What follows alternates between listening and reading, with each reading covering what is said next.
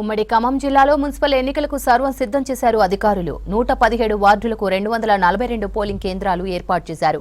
అన్ని పోలింగ్ కేంద్రాల్లో webcasting CC కెమెరాలు ఏర్పాటు చేశారు. మున్సిపల్ ఎన్నికలకు సంబంధించి మరిన్ని డీటెయిల్స్ ఖమ్మం నుంచి ఖదీర్ అందిస్తారు. ఉమ్మడి ఖమ్మం జిల్లా వ్యాప్తంగా ఉన్న 7 మున్సిపాలిటీలు ఒక కార్పొరేషన్కు ఎన్నికలు నిర్వహించడం కోసం జిల్లా యంత్రాంగం మొత్తం సర్వం సిద్ధం చేశారు. ఇప్పటికే దీనికి సంబంధించిన ఈవీఎంలు దాంతోపాటుగా బ్యాలెట్ బాక్సులను తరలించడం కోసం అధికార యంత్రాంగం పనుల్లో నిమగ్నమై ఉంది. ఎలక్షన్లలో ఎలాంటి ఇబ్బందులు తలెత్తకుండా అధికార యంత్రాంగం మొత్తం సిద్ధం చేసింది. ప్రస్తుతానికి చూస్తే మున్సిపల్ పోలింగ్ ఇరు జిల్లాలకు సంబంధించిన యంత్రాంగం సిద్ధమైంది అని చెప్పాలి. అయితే ఉమ్మడి జిల్లాలో ఏదులాపురం, వైరా, మధిర, సత్తుపల్లి, కల్లూరు మున్సిపాలిటీల్లోని 117 వార్డులకు గాను మొత్తం 242 పోలింగ్ కేంద్రాలను ఏర్పాటు చేసి 33 కేంద్రాలను సమస్యాత్మకమైనవిగా గుర్తించారు. భద్రాద్రి కొత్తగూడెం జిల్లాలో అక్కడ ఉన్న కార్పొరేషన్ ఎన్నికలు నిర్వహిస్తూ ఉన్నారు. అక్కడ 60 డివిజన్లు, అశ్వారావుపేటలో 22 వార్డులు, ఇల్లెందులో 24 వార్డులు, మొత్తం 288 పోలింగ్ కేంద్రాలను ఏర్పాటు చేయడం జరిగింది. మొత్తంగా 94 పోలింగ్ కేంద్రాలు సమస్యాత్మక కేంద్రాలుగా గుర్తించారు. ఇక్కడ ఇబ్బందికరమైన క్లిష్టమైనవి 17గా ఉన్నాయి. కల్లూరులో 20 వార్డులు ఉండగా అక్కడ పోలింగ్ కేంద్రాలు 40, అక్కడ సెన్సిటివ్ 2 పోలింగ్ కేంద్రాలు ఉన్నాయి. ఆ క్లిష్టమైనవి 12 కేంద్రాలుగా ఉన్నాయి. మధిరలో 22 వార్డులు ఉన్నాయి. ఇక్కడ పోలింగ్ కేంద్రాలు 44, సెన్సిటివ్ కేంద్రాలు వచ్చేసి 7. మిగతా చోట్ల వైరా, సత్తుపల్లిలో 20-23 వార్డులు ఉన్నాయి. అక్కడ పోలింగ్ కేంద్రాలు వైరాలో 41, సత్తుపల్లిలో 48 ఉన్నాయి. ఇక్కడ సున్నితమైనవి 5 కేంద్రాలు, క్లిష్టమైనవి 33గా ఉన్నాయి. మొత్తంగా చూస్తే మొత్తం కొత్తగూడెంలో 60 డివిజన్లకు గాను 201 పోలింగ్ కేంద్రాలు ఉన్నాయి. సున్నితమైనవి 107, సెన్సిటివ్ 94, దాంతోపాటుగా అశ్వారావుపేట 22 వార్డులకు గాను 35 పోలింగ్ కేంద్రాలు ఇక్కడ ఏర్పాటు చేశారు.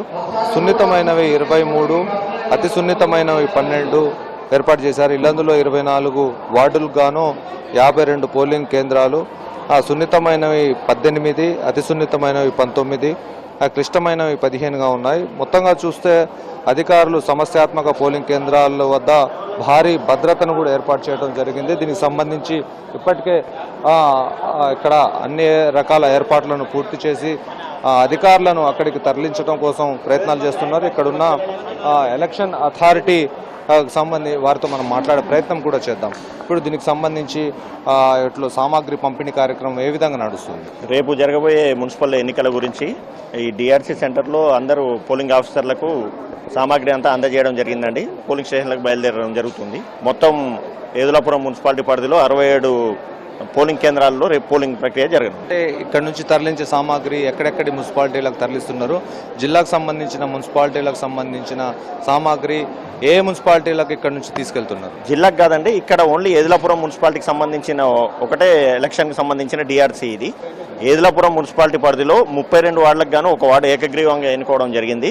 31 వార్డులకు 67 పోలింగ్ స్టేషన్ల ద్వారా రేపు ఎన్నిక జరుగుతుంది. ఏ స్థాయి అధికారులు ఉన్నారు ఇక్కడ? సెన్సిటివ్ ఎక్కడెక్కడ ఉన్నాయి వార్డులు, లేకపోతే సున్నితమైనవి, అతి సున్నితమైనవి, క్లిష్టమైనవి ఎక్కడ ఉన్నాయి? అక్కడ ఎలాంటి భద్రతా చర్యలు తీసుకుంటున్నారు? ప్రతి పోలింగ్ స్టేషన్కు ఒక పీఓ, ఏపీఓ, 3 ఓపీఓస్ని, 5 స్టాఫ్ని అలాట్ చేయడం జరిగిందండి. మన దగ్గర 33 సెన్సిటివ్ పోలింగ్ స్టేషన్స్ని గుర్తించాము. అలాగే 19 హైపర్ సెన్సిటివ్ పోలింగ్ స్టేషన్లుగా గుర్తించాము. అక్కడ 300 మంది పోలీసులతోటి బందోబస్తు ఏర్పాటు చేయడం జరిగింది. మొత్తంగా దీనికి సంబంధించిన పోలింగ్ ప్రక్రియ ఎన్ని గంటలకు ప్రారంభమవుతుంది, ఎన్ని గంటలకు ముగుస్తుంది? ఒకవేళ సాంకేతిక లోపాలు వచ్చినా కానీ, సాంకేతిక సమస్యలు వచ్చినా వాటిని అధిగమించడం కోసం ఎలాంటి ప్రత్యామ్నాయ చర్యలు తీసుకున్నారు? మనకి జరిగేది బ్యాలెట్ పేపర్ ద్వారా కాబట్టి ఈవీఎం కాదు. ఈవీఎం అయితే ఏమన్నా సాంకేతిక లోపాలు ఏమన్నా వచ్చేది ఉంటే కానీ ఇప్పుడు బ్యాలెట్ ద్వారా కాబట్టి అలాంటి ఛాన్స్ ఏం లేదు. రేపు ఉదయం 7 గంటల నుంచి సాయంత్రం 5 గంటల వరకు పోలింగ్ జరుగుతుంది. ఒకవేళ బ్యాలెట్ బాక్సులు ఏమన్నా ఇబ్బంది పెట్టినా కూడా ప్రతి జోనల్ ఆఫీసర్ దగ్గర 2 బ్యాలెట్ బాక్సులు స్పేర్లో ఉండడం జరిగింది. అలాంటిది ఏమన్నా వచ్చినా కూడా వాళ్ళు వెంటనే రీప్లేస్ చేస్తారు. అలాంటి బ్యాలెట్ బాక్సెస్ కాబట్టి పెద్దగా ఇబ్బంది ఏం జరగదని అనుకుంటున్నాం. అంటే ఓటర్లకు ఏం చెబుతారు? ఓటరు హక్కు వినియోగించే క్రమంలో బ్యాలెట్ని ఏ విధంగా వినియోగించుకోవాలి, ఎలాంటి పరిస్థితుల్లో అవి చెల్లుబాటు కావు అనేది చెప్తారు? ఏదులాపురం మున్సిపాలిటీ పరిధిలో ఓటర్లందరూ రేపు ఉదయం 7 గంటల నుంచి సాయంత్రం 5 గంటల వరకు ప్రశాంతమైన వాతావరణంలో వాళ్ళ ఓటు హక్కును వినియోగించుకోవాలని కోరుతున్నాము. అలాగే 2 చోట్ల కనుక ఇద్దరు వ్యక్తులకు కనుక సింబల్ని ప్రెస్ చేసినట్టయితే ఆ ఓటు ఇన్వాలిడ్గా కింద పరిగణిస్తాము. కాబట్టి దయచేసి జాగ్రత్తగా మీరు ఎవరికైతే ఓటు వేయదలుచుకున్నారో వాళ్ళని గుర్తించి మార్క్ చేయవలసిందిగా కోరుతున్నాం. అయితే ప్రస్తుతం వెబ్ కాస్టింగ్ సంబంధించిన ఏర్పాట్లు ఏ విధంగా జరుగుతున్నాయి, ఎక్కడెక్కడ వెబ్ కాస్టింగ్ నడుస్తుంది, దానికి సంబంధించిన ఫ్లయింగ్ స్క్వాడ్ కూడా ఎక్కడెక్కడ ఉంటుంది? ప్రతి పోలింగ్ స్టేషన్లో సీసీ కెమెరాలు పెట్టడం జరిగిందండి. ప్రతి పోలింగ్ స్టేషన్ పరిధిలో సీసీ కెమెరాలు ఉన్నాయి. ఫ్లయింగ్ స్క్వాడ్ టీం కూడా తిరుగుతున్నాయి. 2 ఫ్లయింగ్ స్క్వాడ్ టీమ్స్ ఉన్నాయి మన దగ్గర. వాళ్ళు కూడా రేపు మొత్తం మానిటర్ చేస్తుంటారు.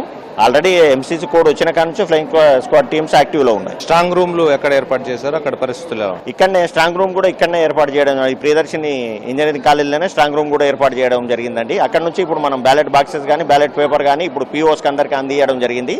రేపు ఎలక్షన్ అయిపోయినాక కూడా వాళ్ళు ఇక్కడనే రిసెప్షన్ సెంటర్, ఇక్కడనే స్ట్రాంగ్ రూమ్ ఉంది.